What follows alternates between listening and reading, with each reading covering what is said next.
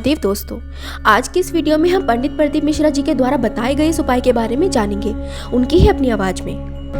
और यदि निवेदन करूंगा बहुत ज्यादा, यदि आपको कर्जा हो गया, बहुत ज्यादा कर्जा हो गया और वो कर्जा चूक ही नहीं रहा, तो थोड़े दिन बड़ के पेड़ के नीचे आप बटकेश्वर महादेव के लिए 1 लोटा पानी, उसमें थोड़ा सा पिसा हुआ चावल पीस के गला लेना चावल को और पीस लेना, पीस के उस पानी में मिला लेना और मिलाकर उसमें थोड़ी सी हल्दी पिसी हुई डालकर बटकेश्वर महादेव के नाम से बड़ के पेड़ के नीचे अपनी कामना कर कर जो कर्जा हुआ है उस कर्जे का भान देते हुए, स्मरण देते हुए छोड़ दीजिए। महाराज 2 या 3 सोमवार एक ही जगह पर करना, 3 सोमवार बाद वहीं से बड़ के पेड़ की थोड़ी सी जड़ उठा लाना और उस जड़ को एक कोई धागे में बांधकर या तो अपनी गले में डाल लो या अपनी जेब में पटक लो, उसको थोड़े दिन पटक कर रखना, लगभग 2 से 3 महीना पटक कर रखो।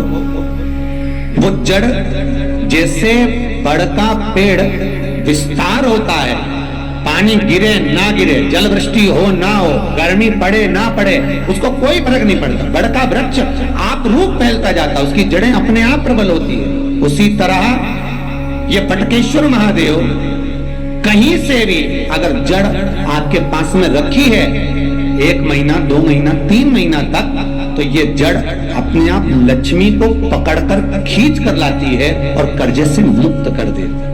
बटकेश्वर महादेव का स्मरण सुख का देना।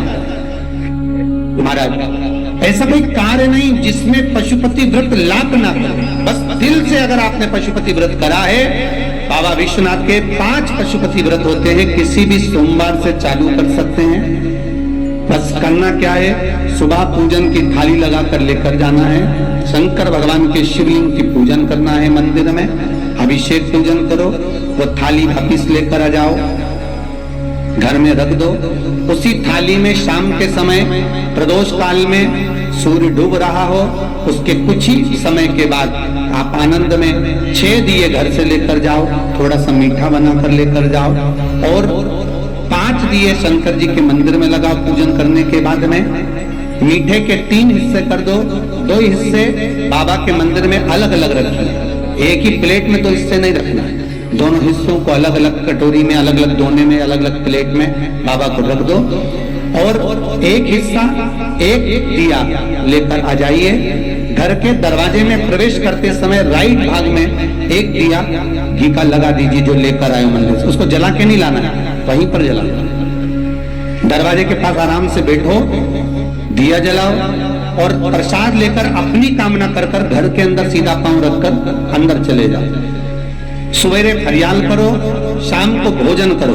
जब भोजन करो उस समय पर जो मीठे का आपने भोग लगाया था भोलेनाथ जी को, जिसका एक हिस्सा लेकर आए हो, सबसे पहले भोजन में वो हिस्सा था। प्रसाद का जो हिस्सा लेकर आए हो उसमें से किसी को वो हिस्से में से प्रसाद नहीं देना है, चाहे घर में बच्चे हो चाहे बड़े हो। आपको ज्यादा प्रसाद ले जाना तो अलग से ले जाओ, पर उस हिस्से में से किसी को प्रसाद ना देना। और वो प्रसाद पहले पाकर फिर आप भोजन प्रसादी ग्रहण करें। पर इसका नियम यह है कि प्रसाद जब आप लेकर आते हैं, आपको पहले भी कथा में कहा कि शंकर का प्रसाद रात भर नहीं रखा था। जितनी जल्दी आप प्रसाद का हिस्सा लेकर आए हैं, आधे घंटे के अंदर, 3 घंटे के अंदर आपको वो प्रसाद पाना है और भोजन करना ही है। ये नहीं कि सब आएंगे, इंतजार कर रहे हो, 10 बज गई, 11 बज गई, प्रसाद आपका इंतजार कर रहा है। जो प्रसाद है वो आपकी प्रतीक्षा कर रहा है, आपकी बाट जो रहा, आपका इंतजार कर रहा है। ये नहीं होना चाहिए। महाराज कितना सुंदर कहा है शास्त्रों में कि केवल एक देव अधिदेव महादेव एक ऐसे होते हैं जिनका प्रसाद रात भर नहीं रखा था। कहां से लिया है? प्रसाद लाकर ताजा रहता है जब तक आप पाते हैं, फिर वो फ्रिज में रख देते हैं। फ्रिज में रखा किसी ने खाया नहीं खाया, जितने समय तक फ्रिज में प्रसाद रखा रहता है वो इंतजार करता है कि कोई मुझे प्रसाद भक्षण करे। प्रसाद का मतलब होता है प्रभु का साक्षात दर्शन। प्रसाद का मतलब ही यही है, प्रसाद, प्रभु का साक्षात दर्शन। वो रखा जब ज्यादा समय हो जाता है तो घर में वो कष्ट प्रदान करने लगता है। हमेशा याद रखो, प्रसाद जैसे ही आए उसका सही समय पर उसको पाओ। रखे हुए प्रसाद पड़ा हुआ है, फ्रिज में रखा हुआ है, बेटा खाएगा, बहू खाएगा, ये खाएगा, वो खाएगा, फिर धीरे धीरे वो बद्दुआ देना प्रारंभ कर देता है, जिससे घर में बड़ी बीमारी फैलने लगती है, बड़ा रोग आने लगता है। तो लोग सोचते हैं हमारे घर में ना तो हम कोई नशा करते हैं, ना हम कोई चीज खाते हैं, ना हम बाजार का खाते हैं, फिर रोग कहां से आता, फिर बीमारी कहां से आती? अर्थात वो बद्दुआ देता है। उसका प्रयोग करो, समय पर करो, समय पर पाओ। कई लोग कहते महाराज जी हमारे ये बीमारी कहां से आ गई? जरा पत्रिका में तो कोई बीमारी ही नहीं लिख रही। हमने तो सबसे पूछा ये बीमारी का योग ही नहीं है, फिर बीमारी कहां से आई? ना तो हम कोई व्यसन करते, ना कोई मद्यपान करते, ना कोई मांसाहार, फिर ये बीमारी कहां? उसका कारण है कि तुम उस प्रसाद का लाकर महीनों तक पड़ा हुआ है, इंतजार कर रहे हो, खाएंगे खाएंगे, आखिरी में फिर वो काम वाली को दे दिया। काम वाली इतनी चतुर आज के जमाने की, बासी माल खाएंगे। जितना आपको पाना है, जितना आपको लेना है, उतना प्रयोग करो।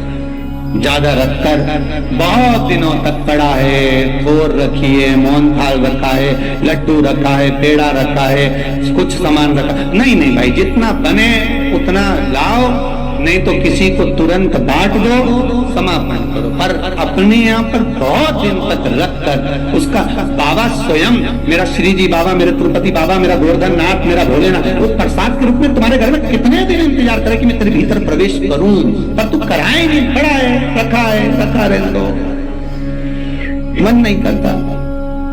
सत्तियों जैसा कर्म मत करो जिससे हमें कष्ट की मुश्किल। कई लोग कहते हैं हमने पशुपति व्रत करा, हमारा बहुत काम हुआ। कई लोग कहते हैं हमने करा पर हमको अभी तक उसका कारण है कि तुम बहुत देर तक प्रसाद को इंतजार करा रहे हो। तो बाबा भी आपको इंतजार करा रहा है, मेरा विश्वनाथ भी इंतजार कर रहा है। उस समय अवधि का भान होना चाहिए। निगाह हटी, दुर्घटना घटी, बस ध्यान रखो। हम कहते हैं कि हम पूजन करते हैं, हम पाठ करते हैं, हम अर्चना करते हैं, हम अनुष्ठान करते हैं, हम भगवान की सेवा करते हैं, फिर दुख हमको ही क्यों आता है? उसका कारण केवल इतना सा कि दुख हम खुद बुलाते हैं, दूसरा नहीं। हम स्वतः पशुपति व्रत 5 व्रत करो। 5 व्रत पूर्ण होने पर कई माताएं कहती है कि बीच में हमारे व्रत छूट जाते हैं रजस्वला धर्म के समय पर, तो व्रत तो करना पड़ेगा पर पूजन नहीं होगी और वो गिनती में भी नहीं आएगा। पर व्रत करना है पर गिनती में नहीं आएगा। मान पूजन भले मत करो, 7 दिन बाद आप जो व्रत करें वो अपने ऊपर है, पर गिनती में नहीं आएगा। व्रत करना पड़ेगा। गिनती में तब आएगा जब दरवाजे पर आप दिया लगाएंगे, जितने दिए आपने लगाए उसी गिनती में आएगा। और महाराज 5 व्रत जब पूर्ण हो जाए, 5वां व्रत रहे, तब एक नरियल, श्रीफल, उस पर एक मोली नाड़ा लच्छा लपेट कर उस पे 11 रुपए रखकर, कोई आपको किसी को ना भोजन कराना है ना भंडारा करना है, केवल मोली लच्छा लपेट कर 11 रुपए रखकर बाबा विश्वनाथ के सम्मुख में शंकर जी की वो जलाधारी जो गोल है माता जगत जननी का हस्तकमल, उसी पर रख देना है। विनती कर देना, बाबा मेरी ये कामना से मैंने ये व्रत किया। जो पशुपति व्रत स्कंद पुराण में, लिंग पुराण में, नर्मदा पुराण में, शिव महापुराण में, पद्म पुराण के अंदर वर्णन किया, वो व्रत मैंने किया। बाबा मेरे इस व्रत को स्वीकार करना, मेरी कामना पूर्ण करना। बाबा को झोली पसार कर प्रणाम करो और अपने घर को चल जाओ। बस यही 5 व्रत का विधान। पशुपति व्रत ऐसा कोई काम नहीं जो ना हो, बस दिल से अगर व्रत किया है तो बाबा मनोकामना पूर्ण तो करे ही है।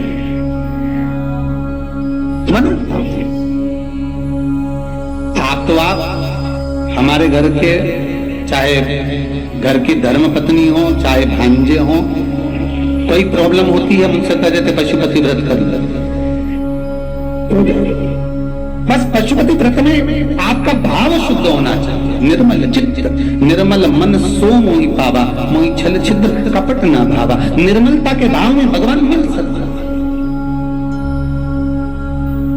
और फिर निवेदन करूंगा, 1 लोटा पानी चढ़ाओ ना चढ़ाओ, पर बाबा से दिल से आप मिलो तो एक बार। आपको अगर हमारी वीडियो अच्छी लगे तो हमारे चैनल को सब्सक्राइब करना ना भूलें।